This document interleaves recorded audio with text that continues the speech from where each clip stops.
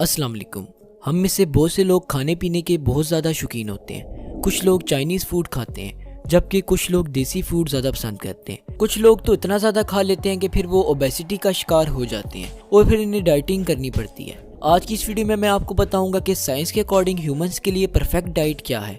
हम में से कुछ लोग ये समझते हैं कि लो फैट वाला खाना जैसा कि सब्जियां वगैरह हमारे लिए बेहतरीन खुराक है, जबकि कुछ लोगों का मानना है कि ऐसी खुराक हमारे लिए बेहतरीन है जिसमें कार्बोहाइड्रेट की क्वांटिटी कम हो लेकिन प्रोटीन की ज़्यादा हो, जैसा कि चिकन, मीट और बीफ वगैरह। लेकिन सवाल यह है कि साइंस इस बारे में क्या कहती है।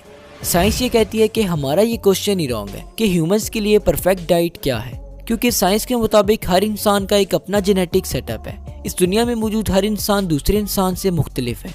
हमारा लाइफस्टाइल, ईटिंग हैबिट, हत्ता के गट में प्रेजेंट बैक्टीरियाज भी एक दूसरे से डिफरेंट हैं। यही वजह है कि हर इंसान जब कुछ खाता है तो इस पर अपने तरीके से इसे रिस्पॉन्ड करता है। यही वजह है कि कुछ डाइट्स कुछ लोगों पर असर करती हैं लेकिन बाकी लोगों पर असर नहीं करती, और इसी वजह से कुछ लोग बहुत ज़्यादा खाने पर भी मोटे नहीं होते और कुछ लोग कम खाकर भी मोटे हो जाते हैं। इस प्रॉब्लम को सॉल्व करने के लिए दुनिया के बेहतरीन साइंस इंस्टीट्यूट, जिसका नाम विज़मेन इंस्टीट्यूट ऑफ साइंस है, इसमें एक एक्सपेरिमेंट किया गया। इस एक्सपेरिमेंट के हेड प्रोफेसर ईरान सीगल और उनके फ्रेंड ईरान एलिनेव थे। सबसे पहले उन्होंने एक ब्लड ग्लूकोज लेवल पर रिसर्च की, क्योंकि जैसे ही हम खाना खाते हैं हमारे ब्लड में लेवल ऑफ ग्लूकोज चेंज हो जाता है। इसे ब्लड ग्लूकोज रिस्पॉन्स कहते हैं। तो चलिए पहले हम ब्लड ग्लूकोज रिस्पॉन्स को अच्छी तरह से समझ लेते हैं। जब हम खाना खाते हैं तो हमारे खाने में मौजूद कार्बोहाइड्रेट्स को बॉडी डाइजेस्ट कर लेती है। कार्बोहाइड्रेट्स को हमारी बॉडी सिंपल शुगर्स में कन्वर्ट कर देती है और फिर इन शुगर्स को हमारी बॉडी ब्लड में बेच देती है। हमारी बॉडी इन शुगर्स को as a source of energy use करती है। लेकिन जब ब्लड में ग्लूकोज लेवल बढ़ जाता है तो हमारी बॉडी एक हार्मोन इंसुलिन बनाती है। इंसुलिन का फंक्शन हमारे ब्लड में ग्लूकोज लेवल को कम करना है। इंसुलिन हमारी बॉडी को सिग्नल देती है और हमारी बॉडी एक्सेस शुगर को फैट में कन्वर्ट कर देती है। फैट की एक्यूमुलेशन हमारी बॉडी में ओबेसिटी की मेन रीजन है।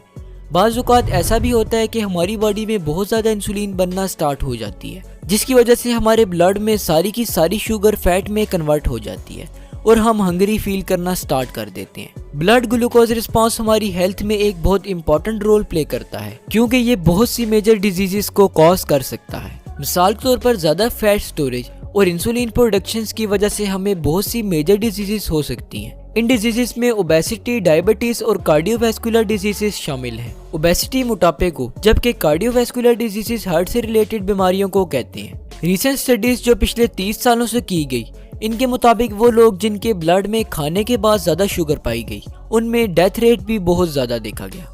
अब मैं आपको एक ऐसा एक्सपेरिमेंट बताऊंगा जिसके रिजल्ट सुनकर आप सरप्राइज हो जाएंगे। इस एक्सपेरिमेंट के लिए 1000 हेल्दी लोगों को कन्विंस किया गया।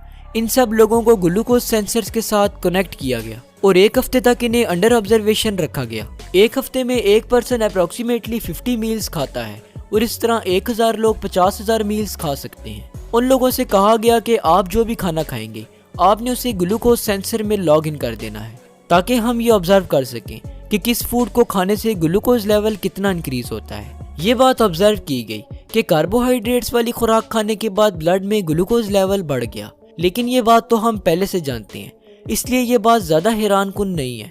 लेकिन जो सरप्राइजिंग बात नोट की गई वो ये थी कि फूड में जितना ज्यादा फैट प्रेजेंट होता था उतना ही ब्लड में शुगर लेवल कम होता था। सबसे ज्यादा सरप्राइजिंग ट्रेंड जो इस एक्सपेरिमेंट से स्टडी किया गया वो ये था कि हर पर्सन का ग्लूकोज लेवल कार्बोहाइड्रेट खाने से इंक्रीज नहीं होता था, और ये बात भी सामने आई कि हर पर्सन का ग्लूकोज लेवल फैट्स खाने से डिक्रीज भी नहीं होता, बल्कि कुछ लोगों को व्हाइट ब्रेड, जो कि प्योर कार्बोहाइड्रेट है, उसे खिलाने पर उनके ब्लड में ग्लूकोज लेवल थोड़ा सा भी इंक्रीज नहीं हुआ बल्कि अनइफेक्टेड रहा।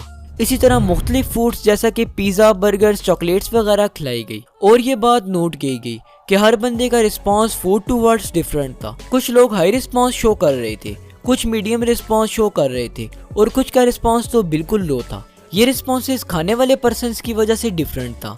हर बंदा जो खाना खाता है वो अलग तरीके से उस पर रिस्पॉन्ड करता है और ये रिस्पॉन्स इस बात पर डिपेंड करता है कि इसकी बॉडी शुगर्स को किस तरह हैंडल करती है। जब क्लिनिकल डाइटिशियन को ये बात बताई गई और डाटा दिखाया गया कि कुछ पर्सन जब फैट खाते हैं तो इनमें ग्लूकोज लेवल बढ़ जाता है और जब वही पर्सन कार्बोहाइड्रेट्स खाते हैं तो इनमें कम हो जाता है, तो वो डाइटिशियंस शॉक में आ गए। फूड की तरफ हमारे रिस्पॉन्सेस पर्सनल होते हैं और ऐसी डाइट जो हमारे नॉर्मल ब्लड ग्लूकोज लेवल को मेंटेन करे, वो हर पर्सन के लिए पर्सनली टेलर्ड करने की ज़रूरत होती है।